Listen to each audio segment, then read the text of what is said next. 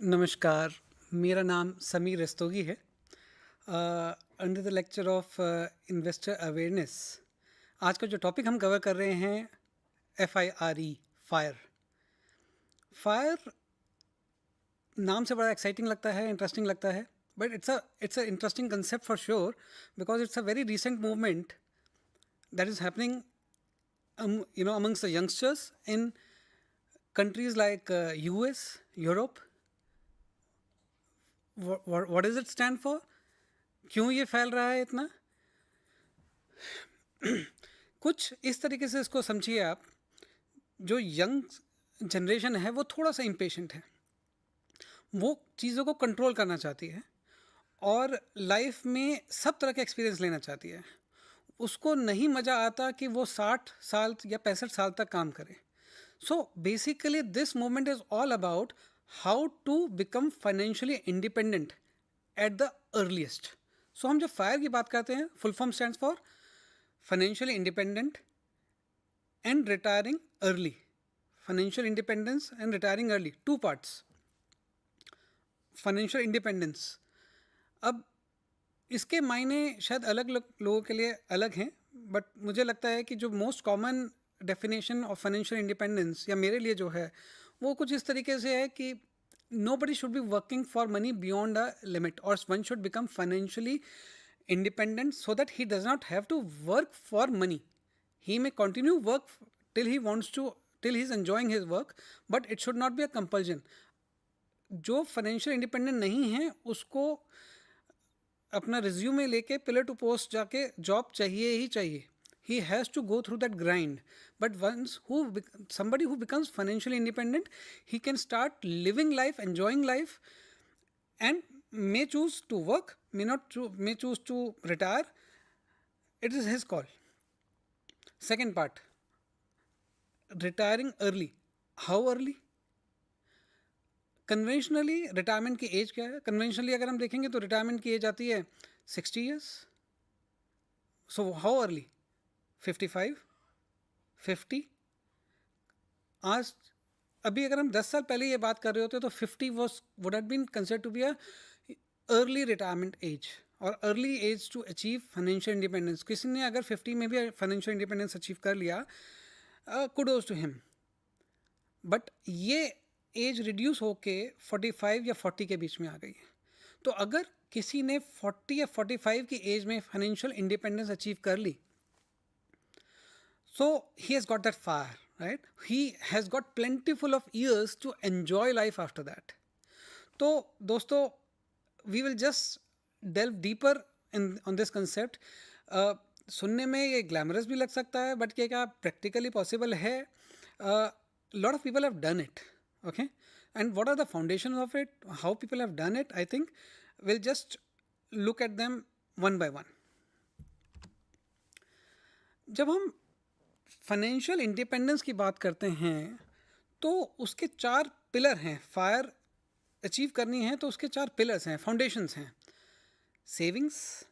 Savings का मतलब है पैसा बचाना है और इन्वेस्ट करना है, एग्रेसिवली पैसा बचाना है. दूसरा है कंपाउंडिंग. कंपाउंडिंग का मतलब है पैसा मेरे को इस तरह से लगाना है कि इंटरेस्ट पे मुझे इंटरेस्ट मिले और सफिशिएंट नंबर ऑफ ईयर्स मिले, लॉन्ग नंबर ऑफ ईयर्स मिले, सो दैट उसका कंपाउंडिंग इफेक्ट होगा. Compounding is something which is magical, right? Albert Einstein ने कहा कि compounding is the 8th wonder of the world.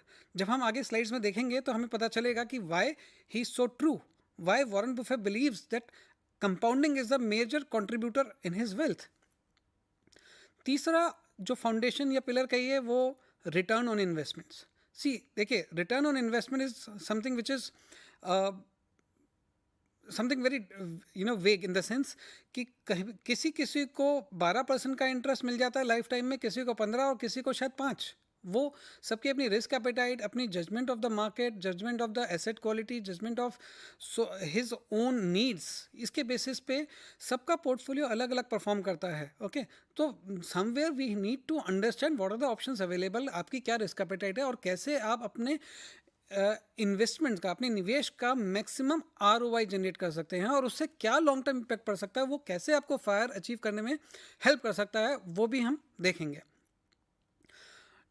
Taxes, जब हम टैक्सेस की बात करते हैं, क्यों इसमें हमने टैक्सेस लिया? देखिए, टैक्सेस के बारे में एक चीज़ कही जाती है कि in life only death and taxes are certain, but I would add to this that you cannot do much about death, but you can definitely do some bit of planning for taxes so that some bit of taxes can be saved.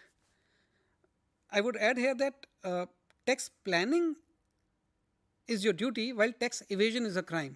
Okay, so हम कहीं पे भी ये बात नहीं करेंगे कि tax evasion को हमने बढ़ावा दिया, ऐसी कोई भी बात नहीं है. हम बात टैक्स प्लानिंग की करेंगे और कैसे उसका इम्पैक्ट आपकी वेल्थ जनरेशन पे पड़ता है वो भी देखेंगे. तो शुरू करते हैं सेविंग्स से.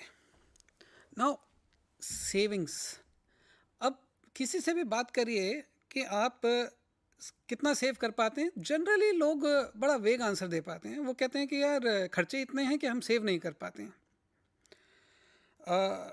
कुछ लोग अपना ये बोल देते हैं कि जितना बच जाता है बस हम उतना सेव कर देते हैं. बट अगर आप किसी भी एक सक्सेसफुल इन्वेस्टर से बात करेंगे, वो ये कहेगा कि मैं सेविंग्स में बहुत विश्वास रखता हूँ और पहले मैं सेव करता हूँ और फिर स्पेंड करता हूँ. राइट, आप एटीट्यूड का फ़र्क है ये, और कुछ नहीं है. जब हम बात करते हैं सेविंग्स के एटीट्यूड के बारे में, तो बात ये हो रही है कि आपके पास मान लीजिए 100 रुपये की मंथली इनकम आई, उसमें से आपने कुछ टैक्स दे दिया, उसके बाद जितना पैसा आया आपको डिसिप्लिन वे में वो परसेंटेज सेव करनी है और इन्वेस्ट कर देनी है आपको उस पैसे. So you have to just get rid of that money from your bank account and you have to invest. Okay, बाकी जितना भी पैसा है उसमें आप अपना मैनेज करिए. This is how savings should be planned. Savings की जब हम बात करते हैं तो सेविंग्स के अंदर ये डेफिनेशन बहुत ज़रूरी है, ये आंसर्स ये क्वेश्चंस बहुत ज़रूरी हैं आंसर करने के लिए कि किस लिए सेव करना है, कितना सेव करना है, कब तक सेव करना है. तो अगर यानी कि गोल्स के ऊपर भी बात हो रही है, तो गोल्स क्या हो सकते हैं? गोल्स हमारा रिटायरमेंट हो सकता है, हमारे बच्चे के एजुकेशन की बात हो सकती है, हमारे हाउसिंग की बात हो सकती है, maybe some vacation also. Okay, तो we should understand what we are saving for, how much we have to save. So there are people who are saving 0%, but there are people who are saving 70% of their income, and there are people who are saving negative. That means they have more debt or loan payment than their income altogether. Okay, तो वो negative में भी है. But हम normal parameters की बात करते हैं कि जहाँ पे लोग कम से कम 20-30% सेव कर पाते हैं और 70% तक ले जाते हैं. माना कि 70% बहुत मुश्किल है, आम आजकल के महंगाई के ज़माने में शायद इतना पॉसिबल नहीं है, इतना खर्चे ज़्यादा होते हैं. बट कुछ सर्कमस्टेंसेस में, suppose you are young, you are living with your parents, you have no EMI, you have got no kids, you are not paying any rent, तो उस केस में 70% आपके लिए बचाना मुश्किल नहीं होना चाहिए. तो और दूसरे सिचुएशन में ये भी हो सकता है कि आपके पास फैमिली है, खर्चे हैं, तो कम से कम 20-30% तो आप बचा ही सकते हैं. ओके, नाउ ये ग्राफ अगर आप देखेंगे अभी जो आपके पास स्लाइड में आने वाला है, इसमें क्या पता चलता है? सेविंग्स का percentage is inversely proportional to your age of financial freedom. अगर आप 40% सेव करते हैं अपनी इनकम का, तो आप थोड़ा सा देर से रिटायर होंगे. लेकिन अगर आप 50% सेव कर पा रहे हैं तो आप फाइनेंशियल इंडिपेंडेंस और जल्दी आएगा. अगर आप 60% कर पा रहे हैं तो और जल्दी, और 70% कर रहे हैं और जल्दी. Now this is basically is the crux of fire movement. इसके अंदर ये है कि 70% सेविंग का क्या मतलब? 70% सेविंग का मतलब है कि आपने अपने खर्चे काफ़ी कंट्रोल करके रखे हैं. आप कह रहे हैं कि मेरे को अभी नहीं, मैं बाद में जब मैं एक्यूमुलेट हो जाएगा पैसा, कॉर्पस बन जाएगा, तब मैं लाइफ को ज़्यादा अच्छे से एंजॉय करूँगा. But let me just work towards securing my rest of life so that future में 40 के बाद मैं सब जगह घूम पाऊँ, मैं सब जगह अपनी तरह की गाड़ी खरीदूँ और अपनी तरह की लाइफ एंजॉय करूँ. बट उससे पहले मेरे को अपने एसेट्स ग्रो करने हैं. तो अभी मैंने अपने खर्चे कंट्रोल करके रखे हैं और मैंने सेविंग्स को एग्रेसिवली इन्वेस्ट किया है. अब इसको हम एक एग्जाम्पल के थ्रू अंडरस्टैंड करते हैं कि सेविंग्स और रिटायरमेंट एज या फाइनेंशियल इंडिपेंडेंस एज कैसे फ़र्क हो सकता है. इसमें हम दो करेक्टर्स की बात करते हैं, एक करेक्टर का नाम है राम, एक करेक्टर का नाम है श्याम। और ये मान के चलिए कि ये राम और श्याम हमारे साथ पूरी प्रेजेंटेशन में रहने वाले हैं, बिकॉज ये काफ़ी सारी सिचुएशन आपको एक्सप्लेन करेंगे। राम की एज है 25 साल, श्याम की एज भी है 25 साल। उन दोनों की अभी अभी नौकरी लगी है, दोनों की इनकम है 5 लाख सालाना।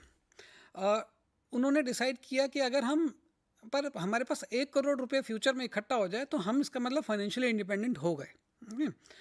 तो दोनों में फ़र्क बस ये है कि राम जो है एक ज़्यादा डिसिप्लिन सेवर है। राम ने अपनी सैलरी का 50% सेव करके इन्वेस्ट किया, जबकि श्याम ने कुछ EMIs ले ली, कभी फ़ोन ले लिया, बाइक ले लिया, कुछ ले लिया, जिसकी वजह से उसके पास सेविंग्स थोड़ी सी कम बची और वो सिर्फ 30% सेव कर पा रहा है। 50% राम के लिए 5 लाख का होता है 2.5 लाख रुपए, जबकि श्याम के लिए 5 लाख का 30% जो कि वो इन्वेस्ट कर पा रहा है वो होता है 1.5 लाख रुपया। 25 की एज में दोनों ने अपनी सेविंग स्टार्ट करी, 40 की एज तक राम ने इन्वेस्ट किया। ओके, और 40 यानी कि 15 साल के अंदर अगर राम की इन्वेस्टमेंट ने 12% ब्याज दिया तो Ram has attained the amount of 1 crore by age 40, whereas Shyam who is actually saving less and investing less, उसको 4 साल और लगे वही फाइनेंशियल इंडिपेंडेंस पहुंचने के लिए। तो उसको करीब 44 साल के आसपास फाइनेंशियल इंडिपेंडेंस जाके मिली है। तो ये कहीं ना कहीं दर्शाता है कि अगर आप एग्रेसिव सेवर्स हैं तो फाइनेंशियल इंडिपेंडेंस जल्दी मिलने की आपको चांसेस हैं, जबकि आपका रेट ऑफ रिटर्न सेम है, इनकम भी सेम है, और कुछ ज़्यादा नहीं, वो शाम सिर्फ 70% खर्च कर रहा था और राम ने अपने इनकम का 50% ही खर्च किया। अब हम सेविंग से आगे बढ़ते हैं और हम देखते हैं कि जो नेक्स्ट फाउंडेशन है कंपाउंडिंग, जो कि शायद इस पूरे लेक्चर का सबसे ज़्यादा इंटरेस्टिंग टॉपिक है, उसकी तरफ बढ़ते हैं हम आगे। जब हम कंपाउंडिंग की बात करते हैं, कंपाउंडिंग का मतलब है इंटरेस्ट ऑन इंटरेस्ट। मैंने आज एक इन्वेस्टमेंट करी, उसने मेरे को अगले साल 10% या 12% का रिटर्न दिया, दूसरे साल उसने मेरे को उस इंटरेस्ट पे भी इंटरेस्ट दिया, and that's how it grows. Okay, technically या हमारे माइंड इस तरह से ब्रेन वायर्ड है कि हम कंपाउंडिंग का इफेक्ट सोच नहीं पाते हैं। लेकिन अगर हम इसको एक्सेल पे वर्क करें तो हमें पता चलता है कि how it works. Okay, but इसमें एक will just understand with the help of a story आती है एक राजा की और एक मैथमेटिशियन की। राजा घमंडी था, he had lot of wealth and he would like to flaunt it, show it off. उसके दरबार में एक मैथमेटिशियन आया। Mathematician was very humble, okay, but was very intelligent. राजा ने उसको कहा कि अगर तुम मुझे कुछ मैथमेटिक्स ट्रिक्स सिखा दोगे तो मैं तुम्हें मुंह मांगा इनाम दूंगा। Mathematician was very humble, he said that I do not want much, मैं तो ब्राह्मण आदमी हूँ, कभी यहाँ कभी वहाँ, बट मुझे खाने के लिए भोजन चाहिए होता है, इसलिए I would be happy with some rice. How much rice? Rice that can be calculated based on the chess board that you have in your custody.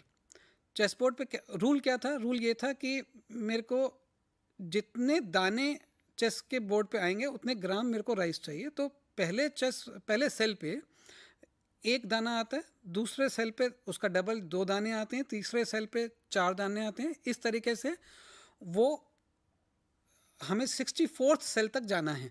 तो राजा ने कहा और उसके मंत्री ने कहा ये तो कोई डिमांड कुछ खास नहीं हो, इतना तो हम कभी भी दे देंगे, चलो गो हेड। मैथमेटिशियंस ने उसको ट्रिक्स सिखाई और उसके बाद कहा कि अब मेरा इनाम चाहिए। इनाम करने के लिए जब वो कैलकुलेशन होना शुरू हुआ तो जैसे आपको स्लाइड पे दिख रहा है कि चौथे सेल पे 8 दाने हैं, फिर 16, फिर 32, फिर 64, फिर 128। अगर 16वें सेल पे ही जाते हैं तो 32 किलो चावल की डिमांड आ जाती है, और अगर हम 24 सेल पे जाते हैं तो 8388 किलोग्राम राइस की डिमांड आ जाती है। कुछ दिन लगे उनको यहाँ तक कैलकुलेट करने में। इनफैक्ट उसके बाद वो कैलकुलेट नहीं कर पाया, उन्होंने ये एनालाइज किया कि हम माफ़ी चाहते हैं, हमारे किंगडम में इतना राइस नहीं होता है। ओके, ये हम ट्रिक समझ नहीं पाए। दोस्तों, अगर आप एक्सेल पे ये कैलकुलेट करेंगे तो आप देखेंगे कि 34th सेल के बाद एक्सेल कैलकुलेट नहीं करेगा, वो आपको एक्सपोनेंशियल नंबर्स देना शुरू कर देगा.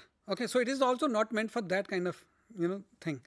सो ये क्या चीज़ है? This is basically what compounding is. Compounding, हम इसको, जैसे आपने मैथमेटिक्स में कभी ज्योमेट्रिक प्रोग्रेशन पढ़ा होगा, सो it is more about that. Okay, तो हम इसको मल्टीप्लाई कर रहे हैं, interest on interest, interest on interest. तो इसको हम एक चीज़ से और इसको समझते हैं. सपोज आपके ग्रेट ग्रेट ग्रेट ग्रैंडफादर ने आपको 100 रुपये गिफ्ट कर दिए होते 1900 में, जब आप पैदा भी नहीं हुए थे, कुछ पता भी नहीं था, तो उन्होंने आपके नाम के 100 रुपये किसी एक ट्रस्ट में डाल दिए. और वो 100 रुपया किसी ट्रस्ट में जब था, तो वहाँ तब से लेकर अब तक वो 12% ब्याज से पर एनम कंपाउंड हुआ. अगर हम उसका पूरा चार्ट देखें तो 1900 में 100 था, तो 1910 में वो 311 रुपये हुआ 12% के ब्याज पे. 1920 में वो 965 हुआ. 1930 में वो ऑलरेडी 2996 यानी कि 3000 हो गया, यानी कि 30 गुना हो चुका है 30 सालों में. जब आप आज़ाद हुए, हमारा देश आज़ाद हुआ, यानी कि 1950 से पहले या 1950 के जब कॉन्स्टिट्यूशन हुआ, तब ऑलरेडी ये 28,900 हो चुका है, यानी कि 289 टाइम्स हो चुका है. फिर जब हम 1970 में आते हैं, या आप चलिए सीधा 2000 में आ जाइए, शायद जो अभी आप देख रहे हैं, हो सकता है इसी डेट के आसपास आपका बर्थ हुआ है. This was already 83,52,000. But then what happens next 10 years, 2010, it is already 2 crore 59 lakhs. And then by the time it is 2020, it is already 8 crore 5 lakhs. अब imagine करिए कि next 10 years में क्या होगा, फिर उसके बाद क्या होगा. So this is how compounding works for long term. Now you may say, how does it help me, because I am not, ना तो किसी ने मुझे पैसा दिया, ना ही मैं इतने साल जीने वाला हूँ, मैं किसके लिए पैसा छोड़ के जाऊँ, या कौन किसने मेरे लिए पैसा छोड़ा. ओके, बट फैमिलीज़ में पैसा ऐसा ग्रो होता है जनरेशन आफ्टर जनरेशन. एग्जाम्पल के लिए आप टाटा ग्रुप को सब जानते हैं. 1900s के अंदर they were already having steel mills. Okay, करोड़पति थे, अपने जहाज भी थे. उनकी वेल्थ आप सोचिए कि अगर 100 रुपये की वैल्यू 8 करोड़ 5 लाख आज हो गई है 12% पे, तो उनकी वेल्थ शायद कंपाउंडिंग की वजह से ही है. बिजनेसेस तो कर ही रहे हैं, बट क्योंकि वो तब भी अमीर थे, इसीलिए कहीं ना कहीं कंपाउंडिंग का बहुत सबसे बड़ा रोल है. और सिर्फ टाटा जी नहीं, मोदीज भी कहेंगे, बिरलास भी कहेंगे, सभी के साथ इस तरह से हुआ है. Warren Buffett is a live example. Okay, he says that 3 factors have work for him. पहले तो वो अमेरिका में बॉर्न हुए, तो और अमेरिका का कॉर्पोरेट कल्चर सबसे अच्छा है, तो he had fantastic investment opportunity. दूसरी चीज़, he said that I have been lucky also quite often. But तीसरी जो सबसे बड़ा वेटेज है, मे बी 70-80%, वो कहते हैं कि मुझको कंपाउंड इंटरेस्ट की वजह से बहुत फ़ायदा हुआ, कंपाउंडिंग इफेक्ट की वजह से फ़ायदा हुआ. वो कैसे है, अब उसको समझते हैं इस तरीके से. वॉरेन बफे के अगर बात हम देखें, उन्होंने बहुत अर्ली एज में इन्वेस्टमेंट स्टार्ट करी, यानी कि 11 साल की एज से ही वॉज इन्वेस्टिंग. आज उनकी एज अगर 92 ईयर्स है, तो 80 साल की तो कंपाउंडिंग आप मान के चलें कि 80 साल में इंटरेस्ट ऑन इंटरेस्ट मिला है. ओके, तीसरा उनका क्या हुआ, क्योंकि he was very meticulous and very good about stock picking, तो उनका जो CAGR यानी कि average growth of rate of portfolio growth रहा, वो 21% रहा. ओके, अब 21% पे अगर 80 साल तक आप 1000 US डॉलर्स को भी ग्रो करते हैं, तो देखिए वो 4.19 बिलियन डॉलर्स के आसपास आ रहा है ना. 4.19 billion is basically 4 million times of initial investments. Okay, शुरू के 1000 जो डॉलर थे, उसका 4 मिलियन टाइम्स इतनी ग्रोथ होती है. तो ये होती है पावर ऑफ कंपाउंडिंग. ओके, अब ये तो बात हो गई वॉरेन बफे की. अब बहुत लोग नहीं जानते कि 1960s में वॉरेन बफे के एक पार्टनर होते थे, जिनकी की डेथ हो गई because he was hiking somewhere in the mountains and he fell off the cliff. Okay, but he was doing much better then, he was a better stock picker than Warren Buffett. अब अगर वो आज जिंदा होते और इतनी साल की कंपाउंडिंग उनकी होती, शायद वो इनसे भी बड़े इन्वेस्टर रहे होते.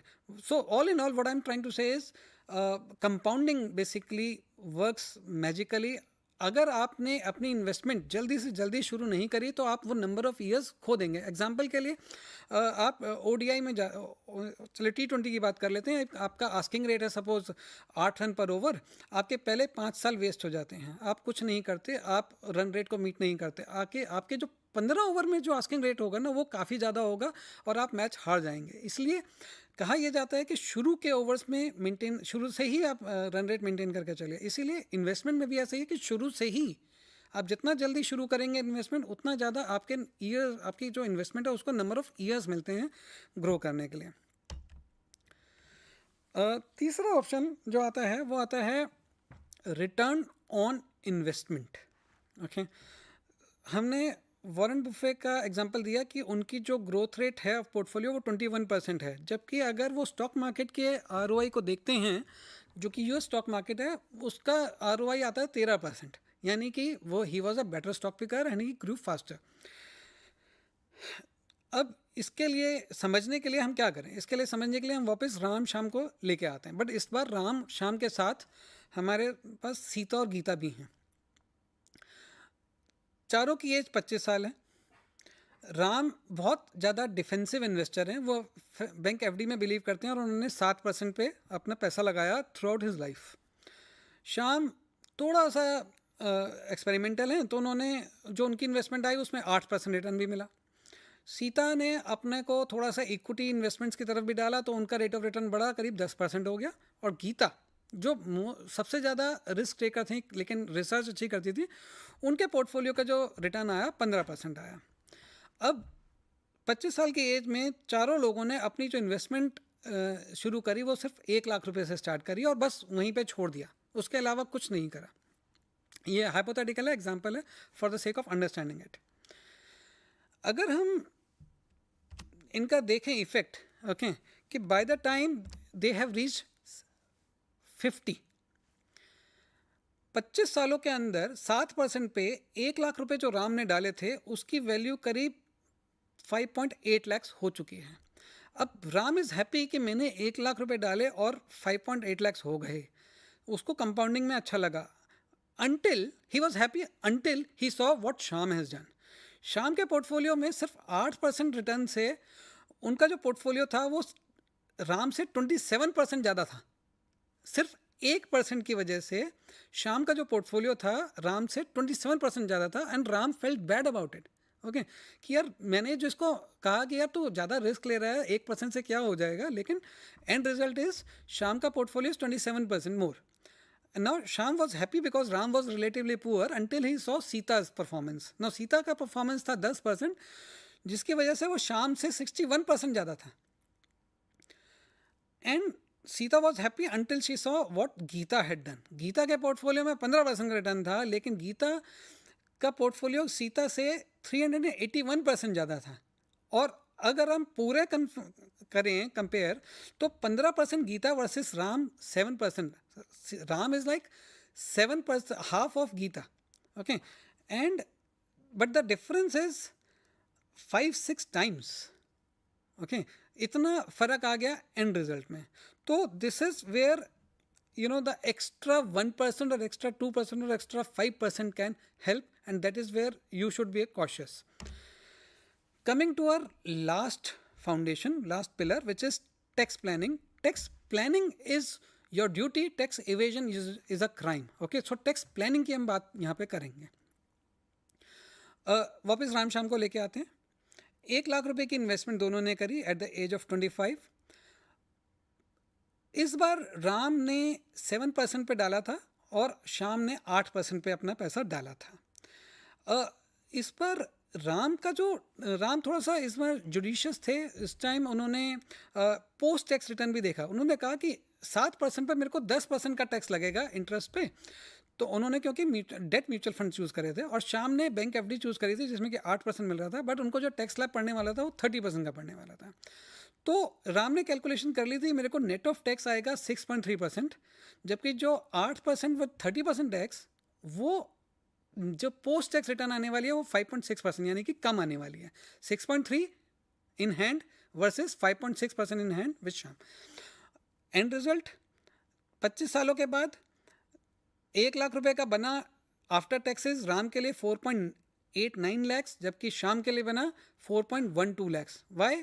श्याम ने कहा कि मैंने इंटरेस्ट तो ज़्यादा कमाया था, बट क्योंकि टैक्स रेट ज़्यादा था उसकी वजह से हमारे को घाटा हुआ। सी, tax is a destroyer of wealth. Okay, but so you should plan as much as possible. There are various section 80D, 80C, 80 triple C, 1010D, ये सारे सेक्शन 54, ये सारे बड़े प्रैक्टिकल सेक्शंस हैं और आपको कहीं ना कहीं हेल्प करते हैं, तो इनका ज़रूर आपको फ़ायदा उठाना चाहिए. सारी इन्वेस्टमेंट्स में आपको टैक्स का एंगल ज़रूर देखना चाहिए.